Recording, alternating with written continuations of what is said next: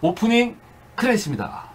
네, 이제 제가 이제 이 영화를 같이 보자고 추천한 것은 여러 가지 이유가 있는데, 일단 이제 이 영화는 구하기가 굉장히 힘들더라고요. 그래서 우리 정 대표가 아주 많은 노력을 하셔서 이 영화를 구했으니까, 혹시 관심 있는 분들, 현재 이 시중에서는 이 영화를 못 구하죠. 네. DVD, 예. 6,600원. DVD를 구입하신지 해야 되는데, 하나 남았어요. 하여튼 없어요, 예, 여기 사물이 오셔야 보실 수 있으니까 관심 있는 분들은 와서 보시기 바랍니다. 그게 굉장히 유감스러운데, 첫 번째 이유는 이제 이겁니다. 제가 이 영화를 같이 보자고 한 이유가, 우리가 이제 요새 이제 그런 분들이 많죠. 특히 이 사물이를 응원하는 분들은 세상이 굉장히 암울하다 이렇게 생각하는 분들이 많으실 거라고 생각합니다. 그런데 이제 정말 암울한 정도가 어느 정도인지를 한번 제가 보여드릴 필요가 있다고 해서 이거를 추천했는데, 지금 이 정도는 아니지 않냐? 예. 지금 있습니다. 네. 잘못하면 이렇게 되죠.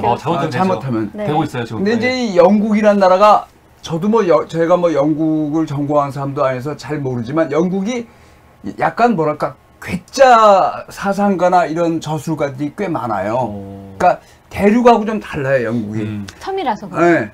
영국이 더구나 위치가 굉장히 높습니다. 위도가 네. 굉장히 높아요, 영국이. 그러니까 추워요. 우리는 보통 영국이 날이 이렇게 춥지는 않아요. 로마가 우리나라랑 위도가 비슷합니다. 근데 프랑스나 이런 데가 그렇게 춥지 않은 게, 로마보다 훨씬 더 위에 프랑스가 있는데, 프랑스는 이렇게 춥지 않거든요. 네. 그건 해양성 기후 때문에 이렇게 춥지 않아요. 그러니까 우리 북한보다도 위도가 높을 거예요. 지금 우리 북한 겨울이 굉장히 춥잖아요. 네. 영하 30 저기 거의 어디지? 저희는 그러니까 우리나라가 굉장히 추운 날씨입니다. 근데 영국은 프랑스보다 더 위에 있어요. 그 영국 끝에 올라가면 북극입니다. 근데 영국이 그렇게 춥진 않아요. 아주 춥진 않은데, 거기도 이제 섬이니까. 근데 영국이 맑은 날이 별로 없어요. 네. 어떠워요? 거의 구름 많이 있고, 그래서 영국인이 제일 좋아하는 게 돈 벌어서 지중해 연안으로 휴가 가는 거. 그래서 이제 프랑스의 지중해 연안에 니스라는 도시가 있는데, 그 지중해 연안에서 제일 큰 도시죠. 거기를 그러니까 그 아이보리 코스트, 그러니까 뭐라 보면 하늘색 해안 이렇게 합니다. 하늘이 하늘색 워낙 시퍼러니까. 근데 그 니스에 가면 니스에서 제일 큰 길, 그러니까 우리나라의 광화문 대로, 그 대로의 이름이 영국인 산책로예요. 너무 많아갖고. 그러니까 거의 겨울에 가면 그냥 득실득실되는 거야. 영국인 그러니까 영국인 산책로. 영국인들이 많구나. 그러니까 영국인들이 그 정도로 이 햇빛을 그리워하는데, 그래서 그런지 이 공상 괴기 소설이 대부분 작가들이 100% 다 그런 건 아니지만 영국입니다. 그러니까 프랑켄슈타인, 드라큘라 다 그 영국 사람들이 쓴 거예요. 프랑켄슈타인, 드라큘라. 대단하네. 더구나 프랑켄슈타인은 누가 썼냐? 피터 쉘리란 유명한 쉘리란 시인인데, 그 쉘리의 누나가 여자 동생이 있었어요. 여자가. 프랑켄슈타인이라는 소설을 여자가 썼어요. 여자가. 그거 참 묘한 사실이죠. 여자가 그런 괴기 소설을 쓰고, 우리가 알고 있는 많이 유행하는 그거. 해리포터. 해리포터도 영국 여자가 썼죠. 네, 맞아요. 근데 그런 하여튼 괴짜. 그러니까 이제 히치코크도 영국 사람이죠. 히치코크가 미국 와서 성공을 나중에 한 다음에 뭐냐면, 밤에 읽어서는 안 되는 이야기, 이런 시리즈를 방송을 하고 그랬어요. 그러니까 영국이 아가타 크리스티, 그 탐정극이나 유명한 탐정 소설의 작가들이 100% 그런 건 아니지만 영국 출신들이 많아요. 그러네. 영국이. 몰랐네. 영국이 많아요. 그런데 그 중에 그런 계보를 내려면 영국의 셰익스피어만 있는 게 아니라, 갈리버 이야기를 쓰는 조나단 스위프트라는 사람이 있어요. 그 갈리버 이야기가 대단히 독특한 내용이거든요. 우리는 그걸 쉽게 생각하지만 통렬한 사회에 대한 풍자입니다. 갈리버 이야기가. 그게 이렇게 만만한 이야기가 아니에요. 우리는 소인국, 난장국 그 이야기인데, 그게 사회에 대한 아주 통렬한 풍자예요. 굉장한데, 그런 계보를 잇는 사람 중에 하나가 알도스 헉슬리하고, 사실 이제 그 멋진 신세계라는 소설이 굉장히 유명한데, 그걸 영화한 게 있습니다. TV 영화지만. 근데 그 영화를 우리가 못 구하지 못했어요. 그래서 그걸 한번 보시면, 그게 1930년대에 나온 소설인데, 굉장히 묘한 소설입니다, 진짜로. 근데 이 정도 어둡진 않아요. 거기는 이제 신분이 나눠져 있어요. 알파, 베타, 감마, 이렇게 나눠져서, 다 사람들이 거기는 섹스를 아무나 해요. 그러니까 자기가 원하는 사람 누구나. 그러니까 알파, 특히 알파족들은 아무나, 물론 알파들끼리만. 베타도 하고 노나. 근데 원하는 하는데 섹스에서 애를 낳는 게 아니에요. 애는 따로 인공수정을 합니다. 그래서 애들을 어렸을 때부터 태워서 알파, 베타, 감마 이렇게 해서 나눠줘요? 나눠서 자기 신분에 다 맞는 만족하게 키웠어요. 네? 그래서 이제 그 알도스 헉슬리의 멋진 신세계는 꼭 읽어봐야 될 소설인데, 그 구호가 그거예요. 공동체, 커뮤니티. 그 다음에 아이덴티티는 뭐냐면 자기의 신분을 지키는 거야. 알파, 베타, 감마에서 맨 하층민은 아주 단순한 노동만 하고 그것만 하게 키워졌어. 그럼 물어보면 자기는 너무 만족하고 너 알파 될 생각 있어? 미쳤어요. 내가 왜 알파가 돼요? 그렇게 철저히 교육을 시키는 거야. 야, 플라톤적 하고네요. 그리고 군주는 군주답게, 왕은 왕답게, 뭐 이렇게. 그건 아니야. 철학은 철수답게. 그건 아니야? 그건 아니야. 좀 아는 척 좀 하려고 했는데, 아닙니다. 신분에 따라서 철저히 어렸을 때 인공수정을 해가지고, 네. 근데 그 실수 중에 잘못한 경우가 되어서 약간 이상한 놈들이 태어나는 경우도 있죠. 네. 그래서 이제 그런 이야기에서 나와서 나중에 또 원주민 구역이 있어요. 그래서 이제 그 중에 좀 약간 좀 어렸을 때 간호사가 그 태아 때 약을 집어넣었어야 되는데 간호사가 잠깐 실수했어. 그래서 그 뭐 알코올을 조금 더 집어서 이놈이 약간 삐딱하게 돼가지고 걔가 원주민 구역에 놀러 가요. 인디안 구역에. 다 약으로 하는 거예요, 이걸? 다 약으로. 그래서 정 대표가 어 대표랑 사랑을 하고 싶으면 성욕 증진제를 먹으면 되는 거야. 네. 하기 전에. 그 다음에 기분이 나빠져. 네. 그러면 항우 우울제를 먹으면 기분이 좋아지는 거야. 그러니까 크게 안 다르네, 지금이랑. 그죠. 굉장히 그런 거라는 거야. 그러니까 네. 그 아주 철저하게 해서 정말 멋진 신세계예요. 그러게요. 멋진 신세계. 근데 이제 그게 균열이 오죠. 왜냐면 그 약간 어렸을 때 알파로 알코올, 태어난 놈이 간호사가 뭘 잘못해서 약을 잘못 처방해서 약간 이상한 놈이 네. 세비지, 그 야만인들이 사는 구역에 갔다 야만인 하나 데리고 돼요. 근데 그 야만인이 옛날에 여기 알파 출신이 베타를 데리고 연애를 그쪽에 놀러 갔다가 잘못해서 거기서 잊어버린 여자가 나네야. 그래서 걔를 데려와서 걔가 뭐 히트를 치는데 결국 세비지가 그거를 그 멋진 신세계에서 못 버티고 자살을 해버려요. 예. 그러니까 이제 그 알도스 헉슬리의 멋진 신세계가 소위 디스토피아, 유토피아의 반대. 과학이 발전하고 저 누구랑 성관계 하려면 알약 먹고 기분 나빠지면 항우울제 먹으면 금방 기분이 좋아져. 그러니까 기분이 나쁠 일이 없는 거야. 네. 그런 멋진 신세계도 결국은 사람이 다 규격화돼 이렇게 나쁘다. 그걸 디스토피아 소설인데 그 효시가 알도스 헉슬리의 멋진 신세계입니다. 그게 1930년대 나오는데 그 알도스 헉슬리가 묘한 사람이에요. 나중에 그 마약 그 실험 대상이 됩니다. 자기가 스스로 자원해서. 그래서 그걸 먹고 그 글을 썼어요. 마약을 먹고. LSD 이런 걸. 그러니까 그런 걸 먹고 자기가 그 자발적으로 임상 실험에 이르러서 난 미국에서 살았는데 그러니까 뻐꾸기 둥지로 날아간 저거를 쓴 친구가 정신과에서 마약 담당을 해서 지가 직접 그걸 먹어봤거든. 그러니까 그게 참 우리는 이제 그런 걸 지금 요새 뭐 마약이 워낙 중대한 범죄니까 그렇지만 그래서 알도스 헉슬리가 실제로 LSD를 다 자의적으로 복용을 해서 그걸 쓴 사람인데 묘한 사람인데 그게 1930년대고 그쯤에 이제 2차 세계대전이 일어났습니다. 그리고 1930년대부터 소련이 급격하게 집단 전체주의 체제로 바뀌어요.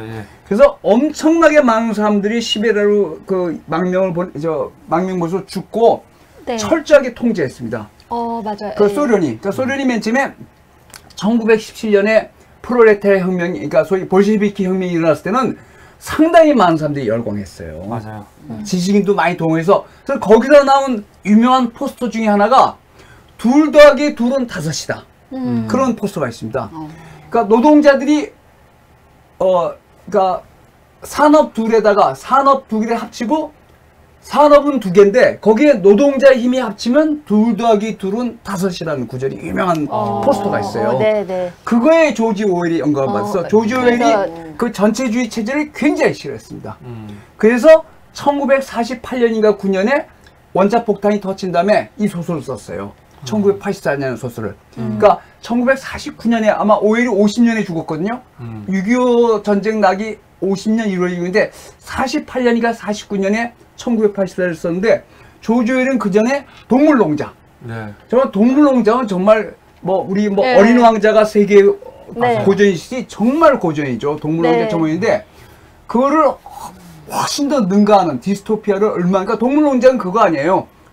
농장은 주로 쫓아내고 돼지들이 되는데 돼지가 맨 처음에는 두 발은 나쁘고 네 다리가 좋다 그러다 나중에 뭐라고 바꾸냐면 네 다리도 꼭 좋은 것만은 아니다. 두 발이 더 좋을 수도 있다. 그래서 돼지들이 두 발로 걸어 다닌다고. 네. 맨 처음에 인간하고 그런 모토를 바꾸는데 그 다음에 이제 아주 정말 우울한 소설이죠. 암울한 이 1984년 소설을 48년인가 49년에 출간합니다. 그리고 얼마 안 있다 죽어요. 그러니까 세계적인 작가가 된 다음에. 근데 이거를 영화를 하기가 좀 어려운 게 이 영화라는 건 근본적으로 자고한 아무리 어두운 상황을 이야기해도 끝에는 희망이 보여야 되잖아요. 네? 근데 이거는 1984년 철저히 그게 아닙니다. 정말 무서운 소설이에요. 그래서 이거를 1956년에 영화를 한번 했어요. 아, 근데 이거 말고요? 네, 1950년. 근데 별로 성공하지 못했죠. 거의 같은 내용이니까. 그리고 이제 많은 할리우드나 이런 사람들이 이거를 영화하고 싶었는데 엄두가 안 나는 거야. 이게 영화를 하려면 돈을 벌어야 되는데 영화는 돈이 없는데 그러다가 1984년 그 제목에 맞게 이 마이클 레드포드가 저작권을 사가지고 했는데 돈은 좀 벌었어요. 돈은 버는데 영화의 내용 자체가 너무너무 암울합니다. 그러니까 이제 그래서 제가 뭐 지금 영화를 안 보신 분이 대부분이기 때문에 또 이 영화를 구하기가 어렵기 때문에 제가 오늘 권장해 드린 것은 1984년이라는 소설은 꼭 한번 읽어보실 필요가 있습니다. 그거 재밌어요. 아, 그러니까 재밌다는 말, 재밌진 않죠. 암울한데 너무너무 암울하기 때문에 결론까지도 그래요. 결론은 뭐냐? 아주 이제 간단합니다. 이 윈스턴이라는 친구가 그 계급을 세 수로 나눴어요. 당원, 그다음에 프롤레타리아. 프롤레타리아는 소위 말해서 하층민입니다. 그건 신경 안 써. 이제 그 말고 나머지 둘을 내부 당원이라고 외부 당원인데 내부 당원은 소위 말해서 뭐 정쟁을 말하면 아주 자본가, 그다음에 이제 중산층, 그다음에 하층민인데 이 윈스턴 스미스가 기록국에서 과거를 조작하는 일을 해요. 그러니까 여기서 말하는 게 뭐냐면 당은 뭐냐? 철저히 과거를 조작합니다. 철저히. 그러니까 만약에 송기영이 옛날에 30대 어떤 여자를 만났다. 근데 결혼했잖아요? 그럼 그 여자에 대한 기록을 다 기억에서 없애버리는 거야. 네? 알았죠? 아, 기사를 수하는 게 아니에요? 기사를 수용하고 그 이제 그런 걸 기사를 다 수정해버리면 네. 기억에서 이렇게 없어지는 거죠. 그 거의 그 사람은 존재하지 않았던 인간이 되는 거예요. 그러니까 과거를 지배하는 자가 현재를 지배한다는 거예요. 그래서 첫 번째 하는 게 역사를 왜곡하는 겁니다. 과거를 철저히 날조하고 그거에 방해되는 기사는 전부 없애버리고 둘째, 우리가 가장 중요한 게 뭡니까? 사람 사는데 남녀 간의 사랑이잖아요. 거기서 다 태어난 거니까 그 남녀 간의 사랑을 철저히 파괴해요. 그거 가족을 파괴합니다. 맞아요. 네? 가족을 파괴해. 이제 그게 핵심이에요. 그래서 그런 작업을 엄청나게 하는데 윈스턴이 어떤 여자가 자기를 감시고 거기서는 철저하게 애들이 부모를 감시하고 철저히 감시 체제인데 어떤 여자가 자기를 감시하는 줄 알았더니 그 여자가 자기를 사랑한다고 해서 사랑을 하게 되는데 그거를 빅브라더, 그러니까 비비라고 그러죠. 빅브라더는 다 보고 있었던 거야. 그래가지고 이제 그거 체포하기까지는 별게 아니에요. 둘이 이제 발각이 돼서 체포가 됩니다. 체포가 되는데 그 다음이 더 끔찍하죠. 체포된 다음에 이 윈스턴한테 윈스턴은 뭐 때리고 그런 게 아니라 너 잘못됐다는 걸 인정하는 게 아니라 치유를 합니다. 교정을 하는 게 아니라 치유를 뭐냐? 그 사람의 기억을 없애버리는 거야.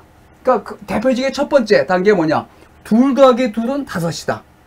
그래서 이제 그 고문을 하니까 맨 처음에는 아 어떻게 손가락 4개가 4시 어떻게 5이 돼요? 그러다가 나중에 뭐냐?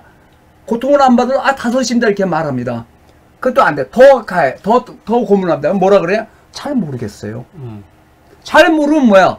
2 더하기 2이 5이라고 당이 말하면 5이 되는 거야. 그러니까 2 더하기 2이 4이다는 것은 안 되고 그 맞기 싫어. 고문을 당하기 싫으니까 2 더하기 2는 5이라고 말하면 거짓말이야. 2 더하기 2는 몰라요. 그럼 당이 2 더하기 2는 5이야. 5이 되는 겁니다.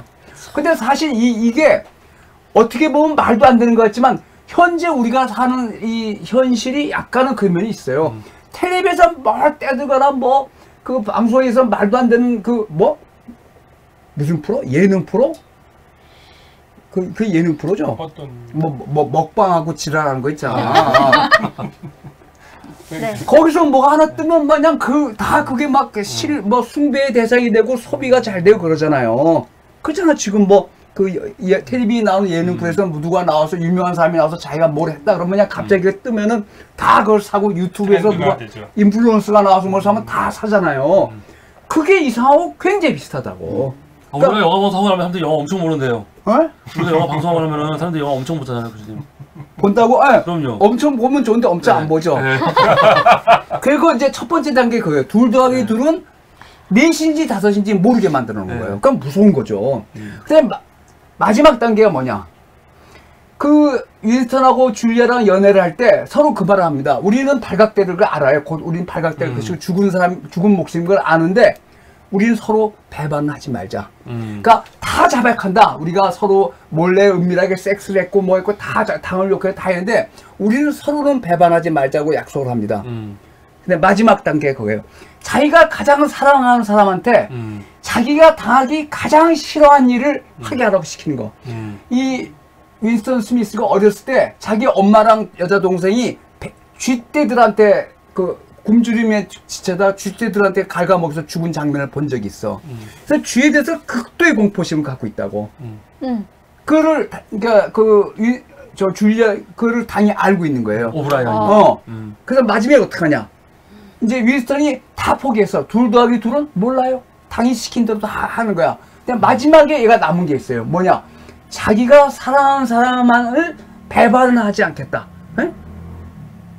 다 고백. 뭐 줄리아가 나쁜 년이고 창녀고 뭐 다 하지만 그래도 자기는 그 사람을 갖고 있다고 생각했는데 마지막에 그 고문을 합니다. 어떡하냐?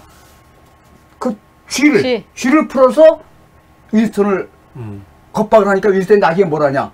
나한테 그러지 말고 줄리아한테 가서 이 짓을 하라고 한다고. 그러니까 완전히 무너진 거죠. 네. 그러니까 이게 핵심입니다. 그러니까 거꾸로 뭐냐? 이 오일이 말했던 것은 여기서 이 1984년에서 당이 파괴하려고 했던 것을 우리가 어떻게든지 지켜야 된다. 네? 둘 더하기 둘은 넷이라고 말할 수 있는 게 자유다.